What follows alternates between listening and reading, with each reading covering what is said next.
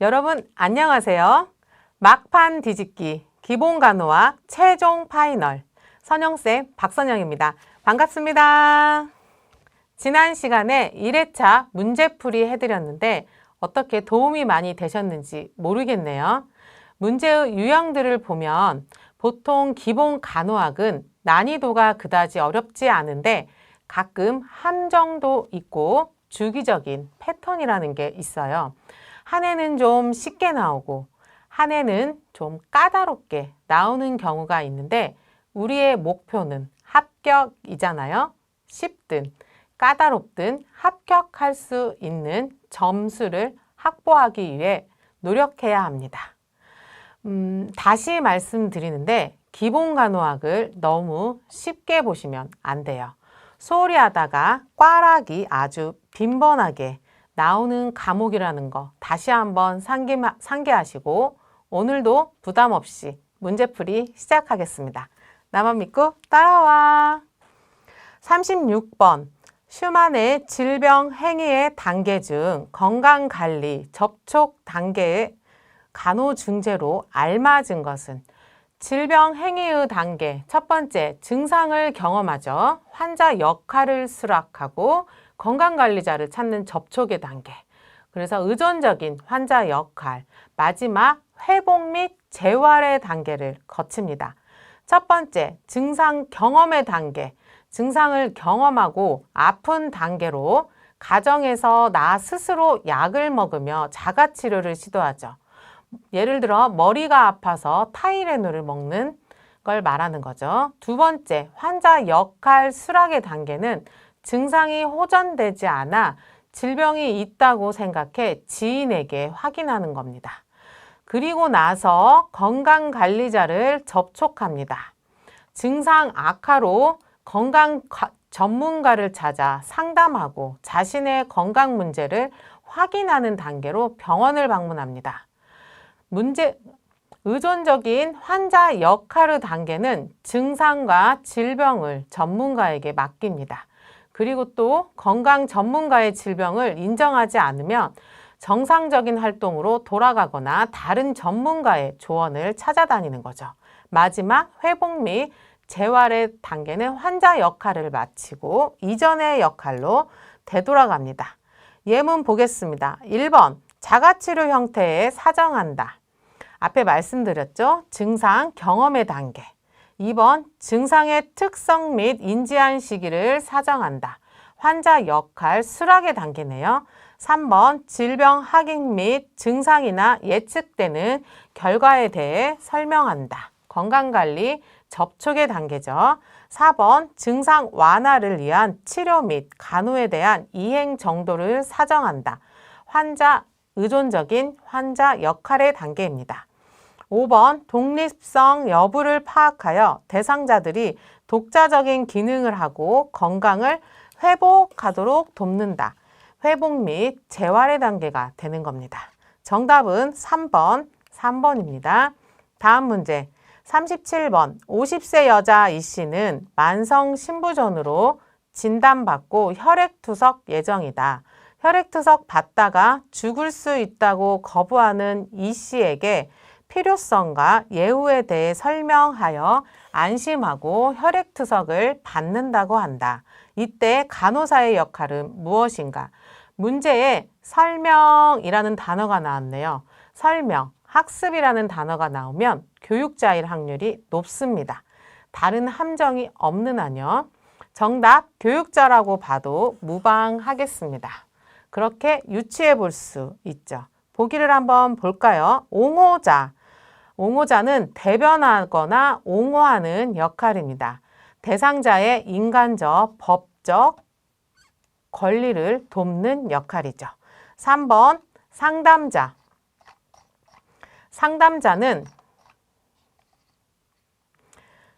대상자가 문제를 인식하고 대처하도록 하여 대상자의 성장을 돕는 역할입니다. 4번 간호 제공자는 간호사 고유의 역할이죠. 관리자는 건강관리자들을 감독하는 역할. 이건 수간호사 선생님을 생각하면 좀 더 쉽겠죠. 교육자는 건강에 관한 사실을 설명하고 학습을 강화하여 대상자의 변화를 유도시키는 겁니다.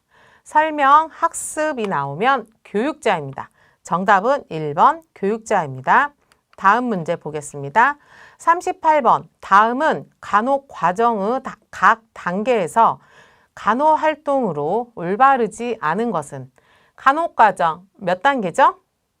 네, 5단계입니다. 사정, 진단, 계획, 수행, 평가.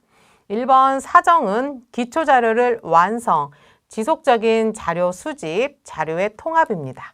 2번 진단은 자료를 분석하고 대상자의 강점과 건강 문제를 확인합니다. 3번 계획, 목표를 설정하고 개별화된 간호를 개발하고 간호 방법을 선택합니다. 4번 수행은 간호 진단의 우선순위. 간호 진단의 우선순위는 진단에서 해야 하는 거죠. 그래서 간호 중재를 서면으로 기록하는 거 수행 맞습니다. 5번 평가는 간호 목표의 달성 정도를 측정하고 필요시 간호 계획을 재조정합니다. 간호 목표의 달성 정도를 측정하고 간호 계획을 재조정함으로써 간호 과정은 순환적 과정이다라는 걸 잊지 마세요. 정답은 4번입니다. 다음 문제 보겠습니다. 39번 68세 정 씨는 천식 환자로 최근 2주 동안 기침과 객담이 끊이지 않아 입원하였다. 정 씨의 신체 사정 결과로 옳은 것은 1번 청진. 청진은 중심 기관지로 기관지음이 들린다. 맞습니다. 2번 시진. 흉벽의 형태와 호흡 양상을 시진한다. 3번 촉진. 심호흡을 시켜 흉부의 확장을 촉진합니다. 4번 타진. 흉부 후면을 타진하면서 양쪽 소리를 비교합니다. 청진. 좁아진 기도를 흐르는 공기로 천명음이 들린다. 이것은 천식 환자에게서 청진 시 비정상적인 호흡음이네요. 천명음은 계속 높은 음으로 휘파람 소리 같은 음이 들리죠. 정답은 5번입니다. 눈치를 좀 발휘하시면 청진이 예문에 2개가 있네요. 확률적으로 둘 중에 하나가 답일 수가 있습니다. 정답은 5번입니다. 다음 문제. 40번 신체 검진 중 복부 검사 전 준비 사항으로 옳지 않은 것은 복부 검사 전 준비 사항 절차를 물어보네요. 1번 검사 전 방광을 비우도록 합니다. 2번 체위는 앙하의 무릎을 약간 구부려 복근이 이완되기 때문에 이완된 자세를 취해야 검진 시 더 용이하겠죠. 그래서 우리는 이때 환자의 무릎, 대상자의 무릎 밑에 베개를 받쳐주는 겁니다. 3번 시진, 청진, 타진, 촉진의 순서로 합니다. 타진과 촉진이 장음을 변화시킬 수 있기 때문에 촉진을 제일 마지막에 합니다. 촉진이 연동 운동이 자극되어 근수축을 할 수 있어요. 보고, 듣고, 두드리고, 만져보고. 촉진이 검진 시 마지막이라는 거 잊지 마세요. 4번 대상자가 불편을 느끼는 부위부터 먼저 청진 아닙니다. 불편을 느끼는 부위는 통증이 유발될 가능성이 있기 때문에 주변 부위 먼저 청진하는 것이 원칙입니다. 통증이 유발될 가능성이 있는 부위여서 마지막에 청진해야 합니다. 5번 검진자의 손은 따뜻하고 청진기도 따뜻해야 합니다. 손톱 또한 짧게 잘라야 합니다. 정답은 4번입니다. 다음 문제 보겠습니다. 41번 23세 여자 이 씨는 소변을 볼 때 따끔거리며 불편하다고 호소한다. 외래로 내원한 이 씨는 질경 검사를 실시하는 방법 중 옳지 않은 것은? 질경 검사 절차를 한번 보겠습니다. 1번 검사 전 방광을 비웁니다. 2번 질경에 윤활제를 바르지 않아야 합니다. 윤활제가 검사 결과에 영향을 미칠 수 있어요. 3번 쇠석이를 취한 후 멸균포를 무릎까지 덮습니다. 4번 질경을 삽입하여 자궁경부를 관찰하는데 단계에서 팝스미어와 임질 배양 검사, 자궁경부암 검사 항목입니다. 5번 내생식기 검진 시 손가락을 질구 바로 안에 넣고 질 후벽에 압력을 가하면서 45도 각도로 질경을 삽입합니다. 그래서 정답은 2번입니다. 다음 문제 42번 54세 남자 환자의 활력 징후 측정 결과 혈압이 120에 80, 맥박 124회, 호흡 38회, 체온 36.6도로 측정되었다. 의사에게 보고해야 할 사항은? 활력 징후 정상 범위 다 외우셔야 합니다. 알고 계시죠? 여기서 활력 징후의 비정상적인 결과 맥박과 호흡이네요. 빈맥과 빈 호흡이 나타나는 상태죠. 정답은 맥박과 호흡을 보고해야 하겠습니다. 정답 5번입니다. 다음 문제 43번. 기관절개관 삽입한 환자에게 수행한 간호중재로 옳지 않은 것은?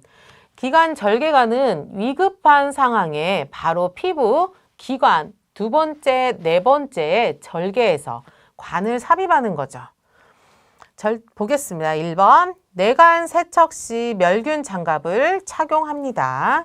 2번 내관 소독 시 과산화수소 사용합니다. 과산화수소는 단백질을 씻어내는데 효과적입니다.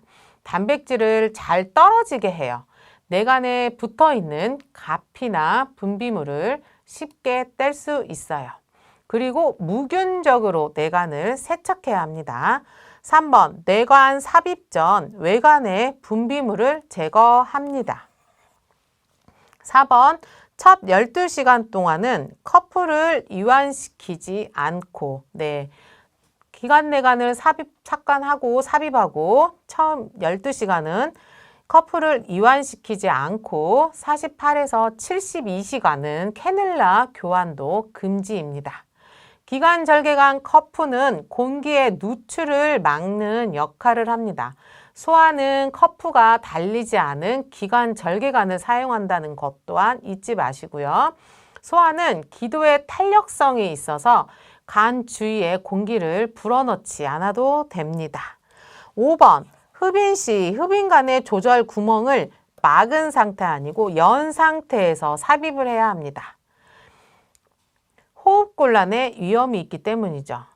그래서 우리는 기관절개관 삽입할 때와 삽입 후에 환자의 호흡곤란이나 청색증이 있는지 수시로 살펴봐야 합니다.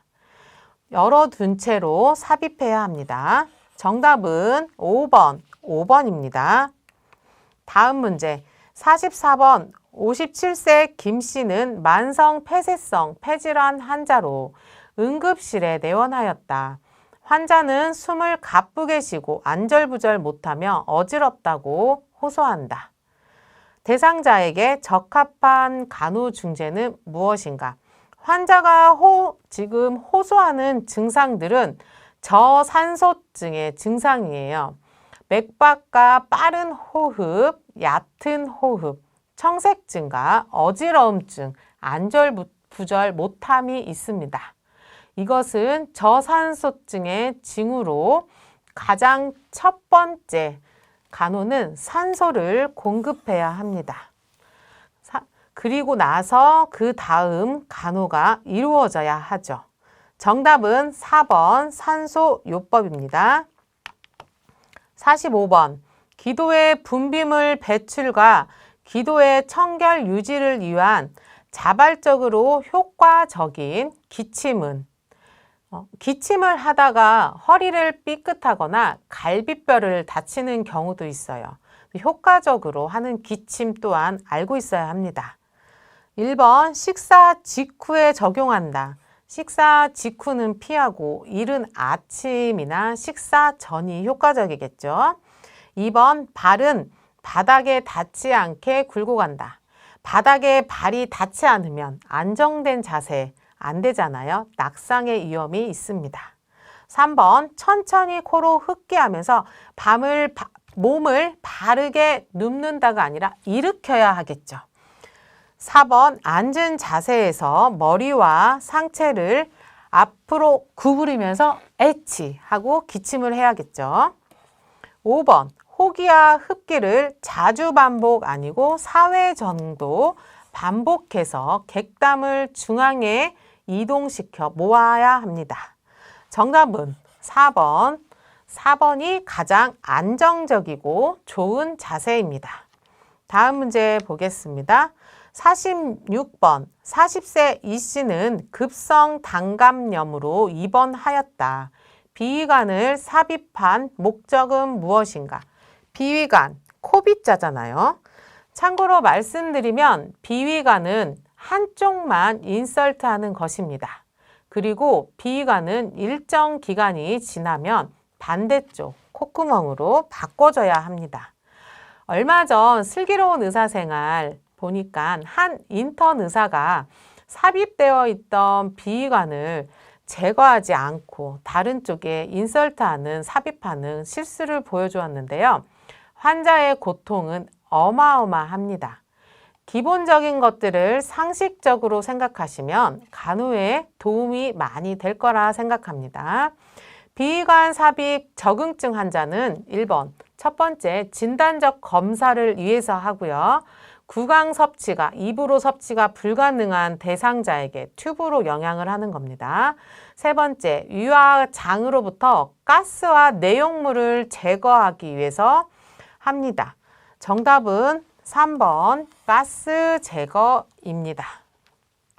다음 문제 47번, 7세 소아 환자로 며칠간 고열이 지속되다 열이 떨어져 회복 단계이다. 이때 해야 할 적절한 간호 중재는 발열의 단계는 오한기, 발열기, 종식기, 열이 떨어지는 단계죠. 오한기에는 열이 나기 시작하는 거죠. 담요를 덮어주고 다음 발열기에는 일정 기간 열이 지속되므로 칠링 사인을 예방하기 위해 따뜻하고 가벼운 의복 입습니다. 종식기, 열이 내리는 단계, 종식기에 대한 얘기입니다. 종식기, 즉 해열의 간호 중재를 묻는 건데요. 일단 열날 때는 움직이지 않는 게 좋겠죠. 약간 애매할 수 있는데 열날 때는 움직이지 않는 게 좋겠죠. 그래서 구강으로 수분을 섭취하고 활동을 제한합니다. 정답은 3번입니다. 다음 문제 보겠습니다. 48번 방광염으로 입원한 40세 여자 이 씨는 오한과 발열로 차고 창백한 피부와 함께 몸을 떨고 있는 이 씨에게 적용할 간호중재로 올바른 것은 방광염, 열이 나기 시작하네요. 오한기, 열이 나는 상승기죠. 추울 때는 일단 따뜻하게 해주는 게 가장 중요하겠죠. 가벼운 의복 착용한다. 약간 애매할 수 있는데 따뜻한 의복을 해줘야겠죠. 일단 확실한 답은 1번, 담요를 덮어준다입니다. 오한과 발열은 앞에서 말씀드렸듯이 따뜻하게 해주어야 합니다. 그리고 2번 미온수 목욕 적용, 환기를 위해 창문을 열어준다. 이건 급격한 체온의 변화를 주는 행동이기 때문에 지양해야 하겠죠. 구강으로 수분 섭취 제한한다. 발열 단계, 오한기, 발열기, 종식기 모두 수분 섭취를 해야 하고 활동을 제한해야 합니다. 정답은 1번 담요를 덮어준다입니다. 다음 문제 보겠습니다. 49번 70세 이 씨는 대장암 진단받고 오늘 오전 10시에 수술받고 자가통증 조절 장치를 달고 중환자실로 왔다. PCA 펌프를 교육하는데 옳은 것은 PCA는 통증 완화 방법인 자가조절 진통제입니다. 대상자로 하여금 짧은 간격으로 적은 양의 마약성 진통제를 정맥으로 주입하는 펌프 장치인데요. 가장 중요한 개념은 통증은 다른 사람이 대신 느끼는 게 아니고 환자 본인이 느끼는 것이잖아요. 스스로 아플 때마다 누를 수 있도록 설명드려야 하고요. 사실 이 장치가 마약성 진통제를 사용하는 부분이기 때문에 절대로 과용할 수 없도록 세팅되어 있습니다. 마구 누른다고 약이 나오는 건 아니에요. 하지만 버튼을 누를 때마다 환자의 심리 상태는 안정적으로 변할 수 있을 것입니다. 안심하고 아플 때마다 눌러주시라고 말씀드려도 되겠습니다. 이 PCA 장치는 급성 통증에 유용하며 부작용으로는 오심, 구토, 소양증, 호흡 억제 등과 같은 부작용이 있습니다. 정답은 스스로 약의 용량을 조절할 수 있다. 4번입니다. 다음 문제 50번 5세 남아가 복통으로 입원하였다. 이 아동에게 사용할 수 있는 통증 사정 도구는 통증은 주관적인 느낌이에요. 어린아이는 아픔의 정도를 말로 표현하기는 좀 어렵습니다. 그렇기 때문에 숫자나 언어적 사정보다는 얼굴 표정 척도를 이용하는 것이 가장 합리적인 방법이 되겠습니다. 3번 얼굴 표정 척도입니다. 정답은 3번입니다. 다음 문제 보겠습니다. 51번 다음은 감염 관리를 위한 소독과 멸균에 대한 설명으로 옳지 않은 것은 소독은 해로운 미생물을 제거하는 방법이고 멸균은 병원균을 죽여서 사멸시키는 겁니다. 그래서 1번 자비소독, 가정에서 쉽게 할 수 있는 끓이는 소독법 맞습니다. 2번 자외선 소독, 음식이나 열에 약한 물건의 소독법입니다. 1번 자비소독과 자외선 소독은 아포 제거는 어렵죠. 3번 건열소독, 금속 제품, 유리그릇의 소독에 효과적이며 멸균 시간은 3시간 정도 소요됩니다. 짧다라는 함정이 숨어 있네요. 헷갈리지 마세요. 4번 고압증기 멸균법. 관리가 편리하고 독성이 없으며 저렴한 비용으로 40분간 멸균합니다. 5번 산화에틸렌가스, 마모되기 쉬운 기구, 열에 약한 물품 멸균의 용이 침투력이 강합니다.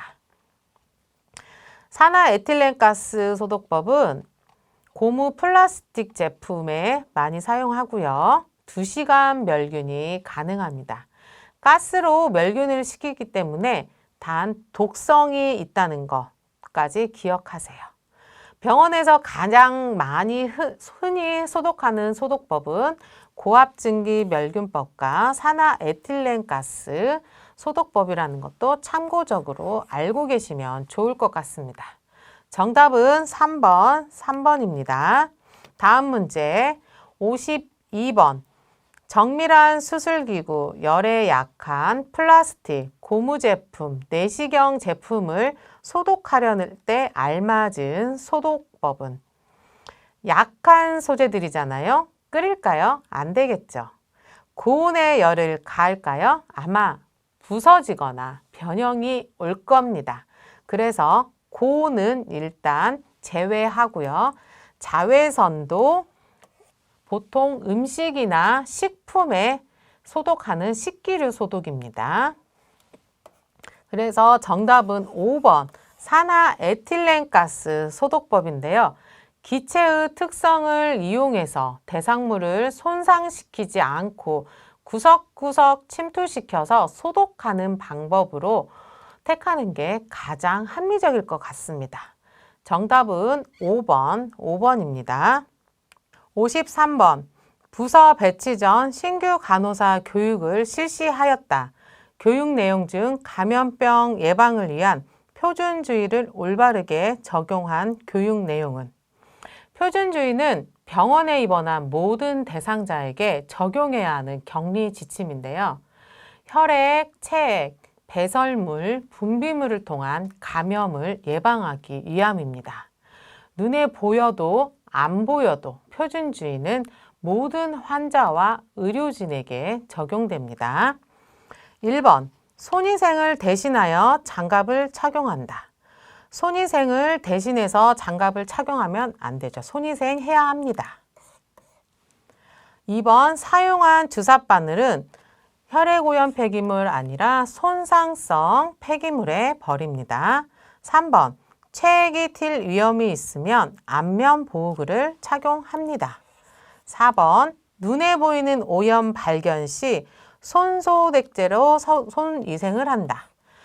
눈에 보이는 오염은 손소독제로 손위생이 아니라 손 씻기로 손위생을 해야 합니다. 5번, 장갑을 착용 후 활력 징후 측정 후 장갑을 벗고 손위생하고 장갑을 다시 끼고 소변백을 비우고 장갑을 벗고 손위생을 해야 합니다. 정답은 3번. 체액이 튈 위험이 있으면 안면 보호구를 착용한다. 스스로의 안전을 유지하려는 노력이 필요합니다. 번거롭고 귀찮더라도 안면 보호구 착용하십시오. 할 일이 굉장히 많죠. 사실 업무가 너무 많아요. 실제로 신규 간호사들은 정말 우왕좌왕 하면서 말 그대로 멘붕이 옵니다. 여러분에게 권장드리고 싶은 건 미리 계획을 세워라 하고 얘기를 드리고 싶어요. 응급 상황을 제외한다면 나머지 업무는 미리 정해서 차근차근 계획을 세워서 나가는 것이 중요합니다. 그럼에도 불구하고 변수가 있을 수 있어요. 이렇게 생각해 보세요. 그런데 계획마저도 없다면 혼란이 올 거예요. 그래서 우리는 지금부터 계획하는 습관, 정리정돈하는 습관을 가지시기 바랍니다. 답은 3번입니다. 다음 문제 54번. 60세 여자 이 씨는 무의식 상태로 중환자실에 입원 중이다. 부동 환자에게 욕창 예방 간호중재로 옳은 것은? 욕창 예방을 위한 간호중재네요. 1번, 뼈 돌출 부위는 마사지하지 않습니다. 적어도 2시간마다 체위 변경합니다. 3번, 침상 머리를 올릴 때는 45도 아니라 30도 이상 올리면 안 됩니다. 욕창 발생 부위에 도넛이나 링 모양 쿠션을 적용하면 예전에는 링 모양 쿠션이나 도넛 쿠션을 많이 사용해왔지만 오히려 그것이 국소적인 압력을 가중시켜 욕창 발생이 우려된다 해서 요즘에는 사용하지 않고 있습니다. 대신에 에어 매트리스가 더 좋겠죠. 5번 대상자의 피부를 깨끗하고 로션을 자주 발라 촉촉하게 아니라 건조하게 유지시켜야 합니다. 정답은 2번입니다. 다음 문제 55번. 박 간호사는 전에요. 환자의 체위 변경 시 청골 부위에 발적을 발견하였다. 욕창의 몇 단계인가? 욕창은 혈액순환 장애로 조직이 괴사되고 썩는 겁니다. 그래서 일시적인 순환 장애로 발적이 되고 심부 조직까지 괴사되고 광범위한 감염을 일으킵니다. 발적이 발견되었으니 1단계. 정답은 1번입니다. 56번. 27세 여자 박 씨는 CPR 하면서 심정지로 응급실에 도착하였다. 에피네프린 1mg은 1cc, 0.5mg IV 사이드 처방이 났다. 몇 cc를 투여해야 하는가? 이것은 원하는 용량을 현재 가지고 있는 용량으로 나누면 됩니다. 1mg, 1cc, 0.5mg은 어떻게 되겠어요? 0.5cc가 되겠죠. 정답은 1번 0.5cc입니다. 여기 IV 사이드, 그것은 인트라베누스 사이드라고 해서 정맥 내 주사로 투여하면 되겠습니다. 정답은 1번입니다. 57번. 42세 김 씨는 복부 통증으로 내과 외래로 내원하였다. 혈액검사 처방으로 체열을 실시하여야 한다. 올바른 체열 방법은 점적주사, 주사 맞지 않는 팔에 합니다. 주사 맞지 않는 팔에 혈관을 고르고 잘 융기된 혈관을 고른 다음에 지혈대를 체열하는 그 부위보다 5에서 10cm 정도 심장 가까운 곳에 묻고 알코올솜으로 소독한 후 바늘을 말초에서 중추 쪽으로 심장을 향한 방향으로 바늘을 삽입합니다. 체열 후 지혈대를 풀고 바늘을 뺍니다. 체열할 때 피부를 당겨 단숨에 찌르며 바늘이 흔들리지 않게 해야 통증이 경감되며 신속하게 이루어져야 합니다. 주사 바늘이 두꺼우면 체열 시간이 짧아지겠죠. 그래서 빨리 체열할 수 있어서 혈액이 용혈되기가 힘듭니다. 반대로 체열 시 바늘이 가늘면 시간이 길고 혈액 응고 검사에도 영향을 미치게 됩니다. 그래서 1번 주사 바늘이 두꺼우면 용혈되기 쉽지 않습니다. 2번 바늘은 천천히 찌르면 통증이 증가되지요. 3번 바늘을 뺀 후 체열 부위를 압박하고 지혈대를 푼다. 지혈대를 풀고 바늘을 빼야 하죠. 4번 혈액을 흡인하는 시간이 길면 응고개 검사치에 영향을 미칩니다. 5번 팔의 수액을 정맥 내에 점적주사 중일 때는 점적주사 팔에 체열하지 않습니다. 시간이 길면 응고되는 건 당연하잖아요. 그래서 정답은 4번입니다. 58번. 34세 여성 오 씨는 화학요법, 항암 치료를 한다는 거죠. 시작한 지 일주일 후 백혈구 수치 5,500, 혈소판 7만으로 떨어졌네요. 환자의 간호중재로 적절하지 않은 것은 혈소판 수치가 정상보다 떨어져 있잖아요. 출혈이 일어나지 않도록 조심하는 게 가장 중요합니다. 보기를 보시면 4번, 5번이 출혈과 관련이 있는 보기네요. 그래서 5번은 배변 후 변색깔 확인을 교육하는 내용이고요. 치간 칫솔 사용을 권장하면 안 되겠습니다. 오히려 출혈을 더 불러일으키기 때문이죠. 정답은 4번이 되겠습니다. 백혈구 수치의 정상 범위는 어떻게 될까요? 4,000에서 10,000, 혈소판 수치가 혈액검사 결과에서 제일 높은 숫자인 것 같아요. 13만에서 40만. 혈액검사 결과 정상 범위도 알고 계셔야 합니다. 다음 문제 보겠습니다. 59번. 37세 여자 이 씨는 발열 관절통 및 안면 홍반 때문에 검진을 받아 전신성 홍반성 낭창으로 진단받고 치료를 위해 입원하였다. 2번 시 소견은 신장 167에 58, 혈압 152에 80, 혈청 크레아티닌 수치가 2.5, 항체 양성, 그래서 전신 홍반성, 낭창 진단 받았네요.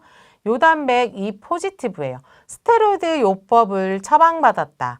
간호사의 입원시 평가로 바른 것은 전신성 홍반성 낭창은 자가면역 질환으로 스테로이드를 장기간 사용하죠.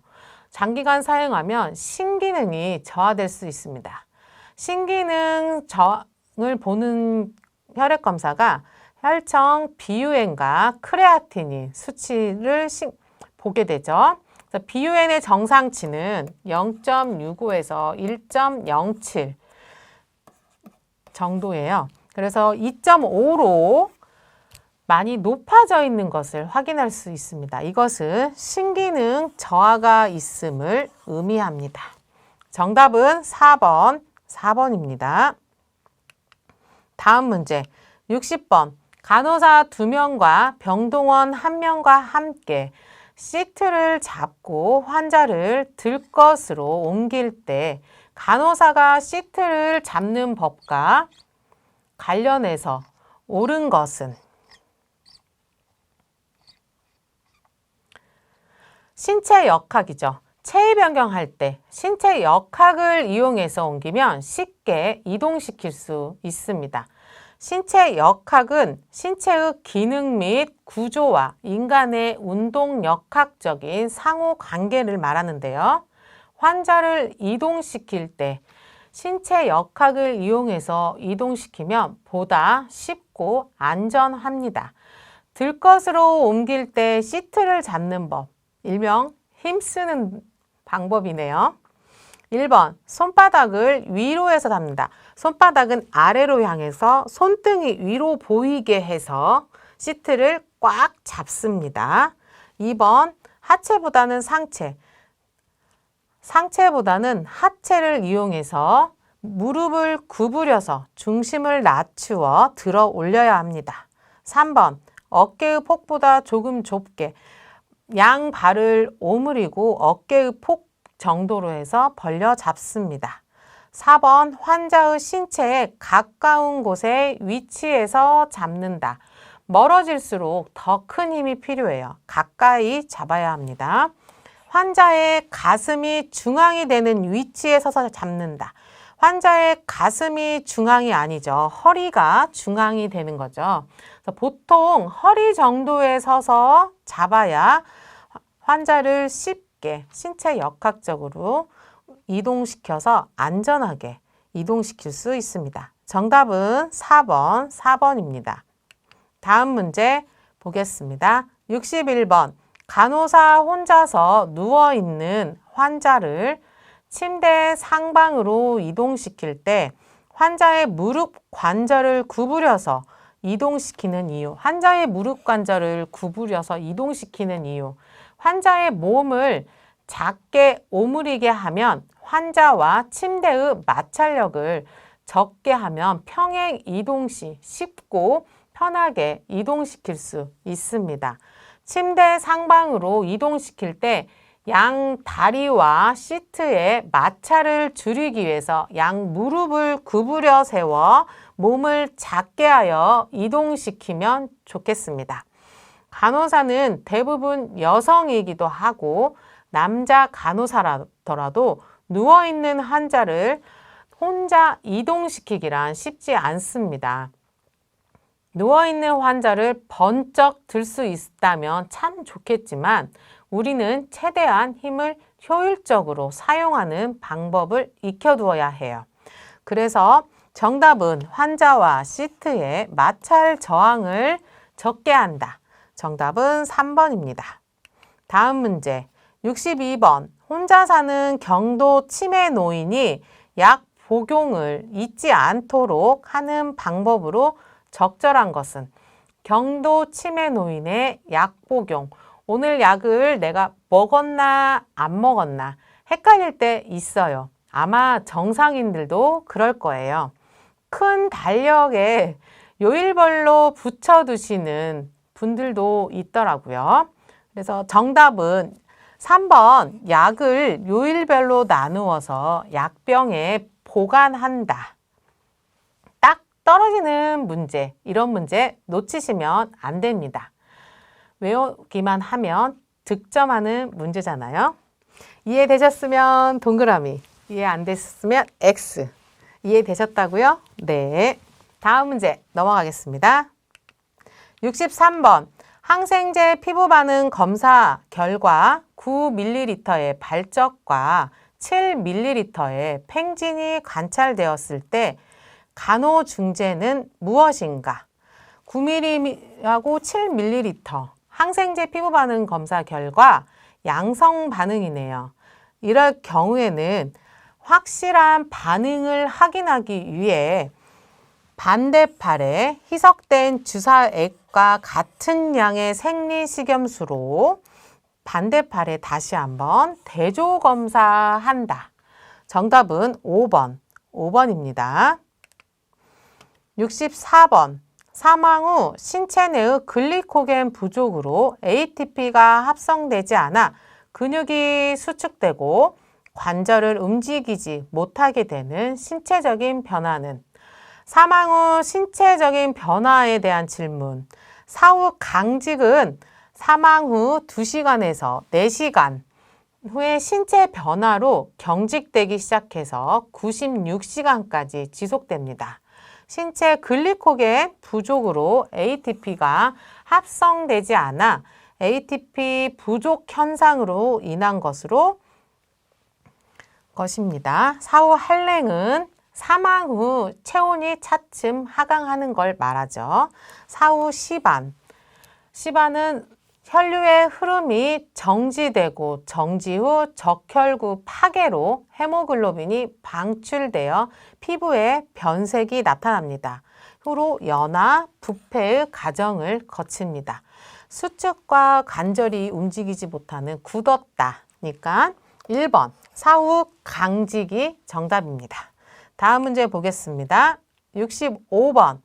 여자 환자의 잔뇨량 측정을 위하여 도뇨를 할 때 간호로 옳은 것은 배뇨 잔뇨량을 측정하려면 유치도뇨일까요? 아니죠. 단순 도뇨. 한번 일회성으로 단순 도뇨를 이용하여 측정하면 돼요. 쉬운 문제일수록 함정이 많습니다. 꼭 생각하시고 예문 보겠습니다. 1번 배뇨 직후에 도뇨를 합니다. 2번 대음순, 소음순, 요도구 순서로 소독해야 합니다. 3번 도뇨관은 15에서 20cm 정도 삽입한다. 여자 환자는 5에서 8cm 정도 삽입합니다. 이건 남자 환자이네요. 4번 도뇨관은 요도 후 하방 아니라 후 상방으로 삽입합니다. 5번 일회용 장갑을 착용하고 도뇨를 한다. 멸균 장갑을 착용해야 하겠죠. 정답은 1번입니다. 예, 2회차까지 문제 함께 하셨는데요. 아쉽지만은 않구나 하는 생각이 들기 시작할 것입니다. 조금씩 헷갈리는 문제도 있을 수 있고요. 하지만 패턴을 읽으면 쉽게 풀 수 있는 문제들이 많아요. 너무 꼬아서 생각하지 말고요. 그리고 상황에 대한 문제는 그림을 떠올려 보면서 당연하게 집어낼 수 있는 문제들이 대부분이에요. 그러니까 부담 갖지 말고 공부해 주시기 바랍니다. 무엇보다도 기본 간호학에서 높은 점수를 받아두셔야 한다는 점 다시 한번 강조드리면서 이번 시간 마치겠습니다. 오늘도 파이팅입니다. 감사합니다.